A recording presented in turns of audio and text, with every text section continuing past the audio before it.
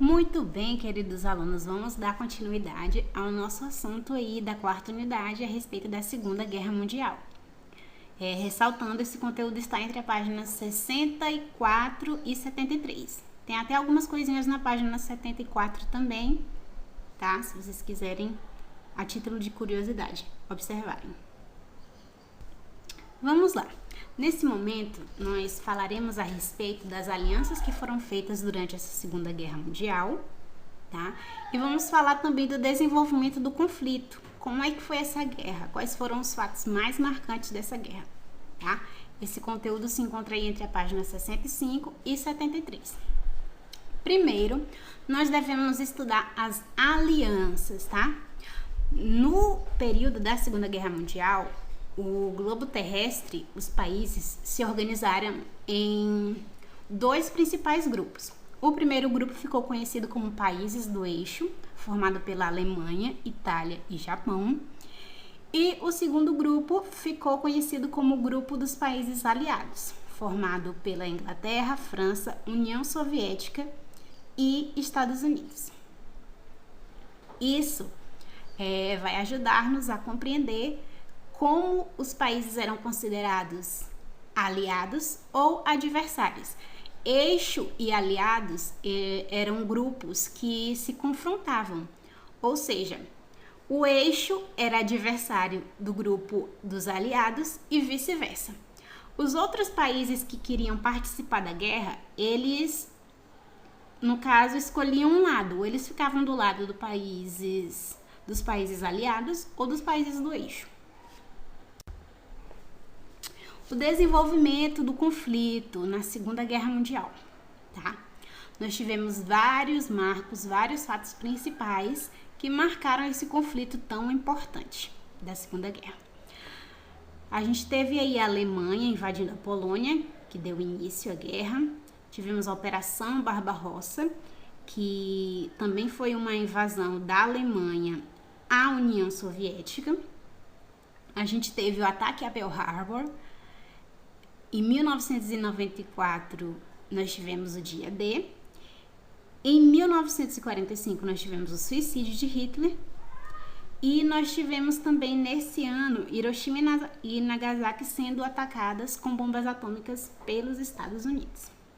Agora, nós vamos especificar e aprofundar um pouco a respeito de cada um desses fatos que marcaram o desenvolvimento do conflito. Bem, nesse momento, nós temos dois pontos que são considerados um marco inicial dessa Segunda Guerra Mundial. A Alemanha invadindo a Polônia e depois a Alemanha também invadindo a União Soviética. A Alemanha, ela é um dos pilares dessa Segunda Guerra Mundial. Nessa época, ela tinha um exército e uma tecnologia bélica, uma tecnologia de guerra bastante desenvolvida. Então, ela conseguia confrontar vários países devido ao seu poder militar, que era bastante organizado, tá? Então, a Alemanha deu início a essa Segunda Guerra, invadindo a Polônia e depois invadindo a Rússia, tá? Que na época era chamada de União Soviética. Depois, nós temos um ponto também muito importante. Os Estados Unidos, nesses primeiros fatos que eu citei no slide passado, ainda não tinham se posicionado a respeito da guerra. Eles tinham uma posição que eles declararam neutra, tá? Então, eles não estavam do lado de nenhum país. Entretanto, o Japão, ele precisava desenvolver alianças comerciais no Pacífico. E o Japão acabou atacando os Estados Unidos, tá? Para quê? Para que ele conseguisse dominar o Oceano Pacífico, para que os Estados Unidos não atrapalhassem as negociações japonesas, certo? Por que os Estados Unidos manteve uma postura neutra? Porque essa condição de país neutro permitia os Estados Unidos negociar, vender, exercer comércio com todos os países no período da guerra. Então, era mais vantajoso para eles permanecer neutro. Mas o ataque dos japoneses a Pearl Harbor, que era uma base norte-americana, uma base de aviação norte-americana, fez com que os Estados Unidos entrassem na guerra, tá? e tivesse o Japão e países que estavam do lado do Japão, no caso a Alemanha e a Itália, como adversários, certo? Depois nós tivemos, em 1994, o dia D.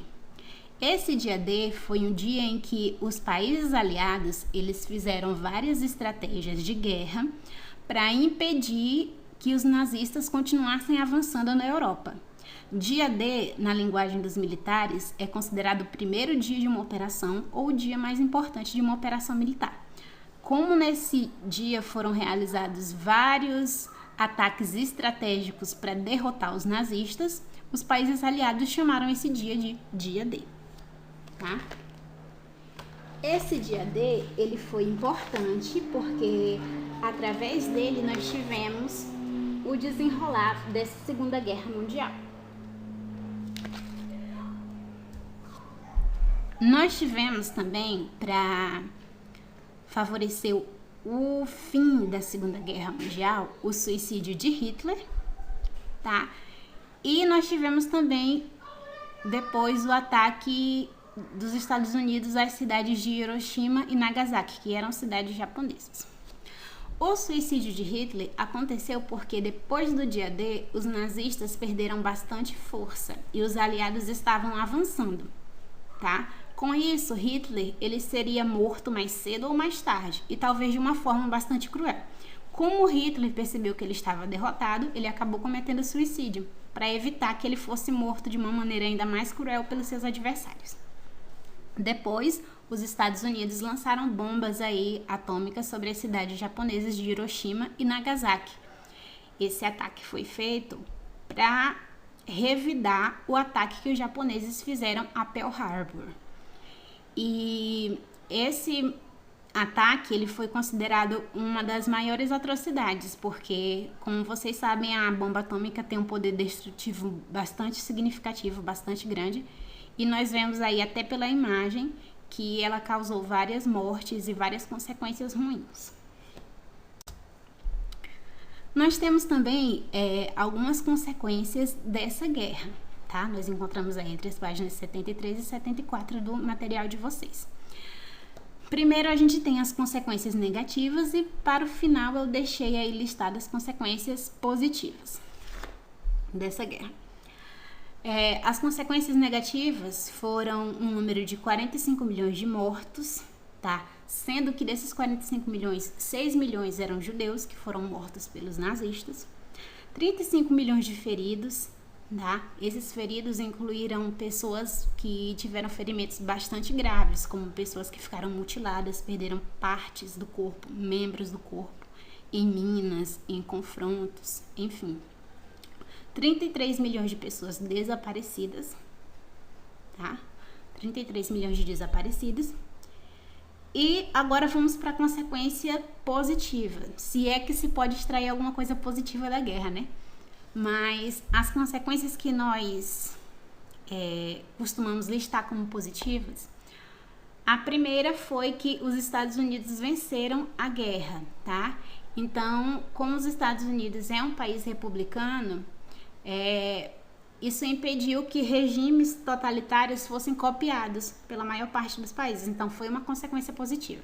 Os Estados Unidos venceram a guerra porque a sua economia se expandiu ainda mais nesse período da guerra, tá? Apesar deles terem perdido cerca de 400 mil pessoas, mas mesmo assim eles saíram com uma economia e com um exército mais forte dessa guerra, por isso foram considerados vencedores. Nós também tivemos a criação da ONU, da Organização das Nações Unidas, que estabelecia a paz entre as nações e tentava impedir outras guerras, tá? E até hoje tenta. E nós tivemos também um avanço da tecnologia. Grande parte da tecnologia que nós temos hoje em dia, ela foi produzida para ser usada na guerra, como os computadores, o celular, os smartphones, a internet.